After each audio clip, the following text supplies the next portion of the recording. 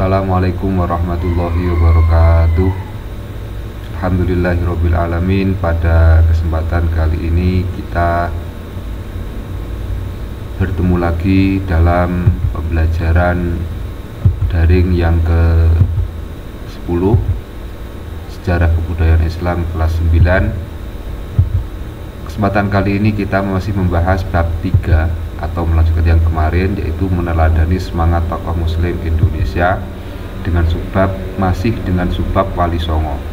Ini adalah pembahasan 3 Wali Songo yang terakhir. Yang selanjutnya adalah Sunan Kalijogo atau yang bernama asli Raden Sahid atau terkenal juga dengan nama Lokajaya, Syekh Malaya, Pangeran Tuban, dan Raden Abdurrahman. Itu kurang A. Kemudian beliau adalah putra dari Arya Wilatekta, keturunan Ronggolawe, ketika itu masih beragama Hindu, yang merupakan pemberontak kerajaan Majapahit. Kemudian Arya Wilatekta disebut juga dengan Raden Sahur, merupakan Adipati Tuban, kalau sekarang adalah sekelas dengan Bupati. Kemudian dalam berdakwah, Sunan Kalijogo menggunakan akulturasi kebudayaan, yaitu dengan menambahkan ataupun memberikan tambahan dalam beberapa kebudayaan, antara lain pertunjukan wayang, seni wayang, lagu-lagu dan lain sebagainya, dengan tambahan ajaran-ajaran Islam. Beliau terkenal dengan pencipta wayang kulit. Ya, pencipta wayang kulit, karena wayang itu baik sekali, dan itu sebenarnya wayang sudah ada sejak zaman nenek moyang kita. Nah, yang dulu wayang itu berupa orang ataupun yang lainnya, oleh Sunan Kalijogo karena dalam Islam tidak boleh menyerupai wajah orang ataupun yang lain sebagainya, akhirnya menciptakan wayang kulit yang terbuat dari kulit lembu atau sapi. Kemudian membuat soko tatal. Ini kemarin banyak yang salah. Soko tatal adalah soko yang terbuat dari pecahan-pecahan ataupun dari potongan-potongan kayu yang dibentuk menjadi satu suku, akhirnya menjadi soko tatal yang menjadi soko ataupun penyangga masjid yang ada di Masjid Demak, yang berjumlah ada 4. Yang satu namanya adalah soko tatal buatan Sunan Kalijogo. Kemudian yang menciptakan landscape pusat kota, alun-alun, dan masjid. Jadi tatanan kota yang ada sekarang mungkin yang kita bisa lihat di Kota Blitar, ada alun-alun, kemudian di baratnya ada masjid, di sebelah kanan atau timur, sebelah kanan atau kiri ada pemerintahan. Itu adalah tatanan yang dibuat oleh Sunan Kalijogo. Kemudian alun-alun ada pohon beringinnya, itu adalah peninggalan dari Sunan Kalijogo yang berupa landscape tatanan kota. Kemudian wilayah dakwah Demak dan daerah dan sekitarnya, peninggalan seni ukir, tahun wafat 1513, makam Desa Katilangun, Demak, Bintoro, Jawa Tengah, Kudus, Jawa Tengah. Selanjutnya adalah Sunan Muria. Ini disebut juga nama kecilnya adalah Raden Umar Said ataupun juga Raden Prawoto. Ini adalah putra dari Sunan Kalijogo dengan Saroh atau Sarah, adik Sunan adik Sunan Giri, putra Maulana Ishak. Berarti ini adalah termasuk cucu keponakan dari Maulana Malik Ibrahim. Model dakwahnya hampir sama dengan ayahnya, yaitu dengan cara akulturasi kebudayaan. Namun Sunan Muria memilih berdakwah di wilayah pelosok pedalaman atau di daerah pegunungan. Kemudian juga dalam berdakwah mengajarkan keterampilan bercocok tanam, berdagang, dan melaut. Kemudian beliaulah yang mewariskan atau yang orang yang pertama kali memperkenalkan istilah budaya genduri atau genduren. Ada selamatan 3 hari, 7 hari, 40 hari, 100, 1 pendak, dan seterusnya.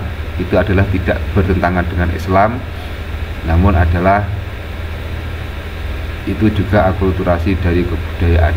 Sekali lagi, genduri ataupun genduren itu adalah akulturasi kebudayaan yang diciptakan oleh Sunan Muria yang tidak bertentangan dengan syariat Islam, yang mana kegiatan seperti ini ada sebagian yang sudah mengatakan itu adalah bid'ah. Kita sebagai Ahlussunnah wal Jamaah tetap harus mempertahankan tradisi tersebut.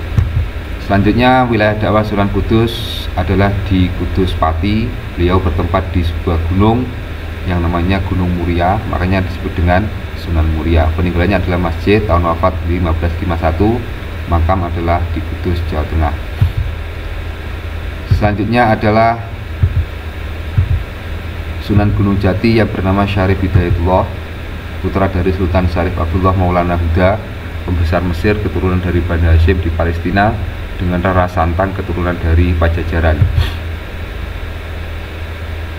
Beliau adalah seorang wali yang juga menjadi pemimpin pemerintahan ataupun memimpin kerajaan, yaitu Cirebon, dan juga menjadi salah satu orang yang mendirikan kerajaan Banten. Jadi beliau itu berdakwah melalui pemerintahan, salah satunya adalah melalui pemerintahan dengan memanfaatkan pemerintahan untuk menyebarkan agama Islam, dan juga berdakwah menggunakan instruktur jalan. Jadi beliau membangun beberapa wilayah dengan memberikan fasilitas jalan yang baik, yang menghubungkan antara beberapa daerah, yang khususnya yang berada di daerah Cirebon dan Banten. Kemudian beliau mempunyai salah satu semboyan, sugih beli berawat, melarat beli gegulat. Ini adalah kata-kata bahasa Sunda ataupun daerah Banten sana. Secara artinya adalah kita tidak, ini kaya tidak untuk diri sendiri dan miskin tidak membebani orang lain. Yang selanjutnya adalah wilayah dakwahnya berada di Cirebon, Banten, peninggalan Masjid Merah, Kunjunan, Kumanggang Pintu, dan kereta berdakwah, kereta untuk berdakwah. Wafat 1568, makam Astana, Desa Astana, Kecamatan Gunung Jati, Cirebon. Sekarang wilayah Banten, Provinsi Banten. Dalam berdakwah, Wali Songo ini mempunyai beberapa semboyan. Jadi para Wali Songo itu berdakwah sekitar abad 14 dan sampai 15. Secara umum adalah meneruskan dakwah dari para pedagang-pedagang Islam, khususnya karena setelah berdakwah selama hampir 7 tahun belum ada hasil yang maksimal. Akhirnya para Wali Songo ini dengan salah satunya adalah menggunakan akulturasi kebudayaan untuk menyebarkan Islam dengan hasil yang sangat baik. Dalam berdakwah menggunakan semboyan, luruk tanpa wadya bolo, menang tanpa tanding, menang tanpa ngasorake, suki tanpa bondo. Ini adalah semboyannya. Mereka itu datang kemana saja tanpa membawa bala tentara. Kemudian menang tanpa tanding, beliau mengalahkan ataupun memenangkan suatu masalah tanpa ada kekerasan. Menang tanpa ngasorake, suki tanpa bondo, kaya tanpa harta. Maksudnya apa? Beliau itu kayanya adalah kaya yang hakikat dan lain sebagainya ya. Kemudian ada lagi dawuhnya Sunan Kalijogo ya, yen kali wis ilang kedunge, maksudnya air sudah tidak ada, sungai sudah hilang airnya. Kemudian yen pasar ilang kumandange, pasar mulai sepi. Yen wong wadon ilang wirange, bila orang perempuan sudah hilang malunya.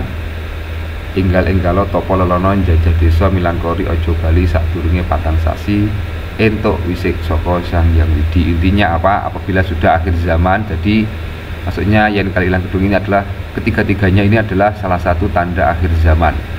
Kita disuruh untuk menyendiri, lebih mendekatkan diri kepada Allah. Intinya seperti itu. Kemudian Moh Limo yang diperkenalkan oleh Sunan Ampel, yaitu Moh Maling, Moh Main, Moh Mumbi, Moh Madat, Moh Madon. Moh Maling itu tidak mau mencuri, tidak mau main. Moh Main tidak mau berjudi. Moh Mumbi tidak mau bermabuk-mabukan. Moh Madat itu adalah tidak mau bermabuk-mabukan, namun tidak menggunakan air, namun menggunakan selain air minuman keras. Seperti apa? Seperti pil, ekstasi, ganja ganja dan lain sebagainya, itu namanya muhmadat. Kemudian muhmadun tidak mau bermain perempuan.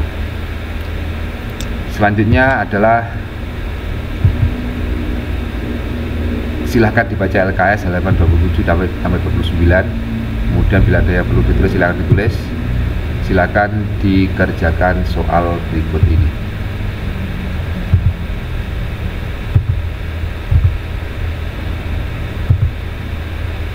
Terima kasih. Tetap menjaga kesehatan, bersemangat. Semoga Anda sama subur menjadi madrasah yang barokah. Saya akhiri. Wassalamualaikum warahmatullahi wabarakatuh.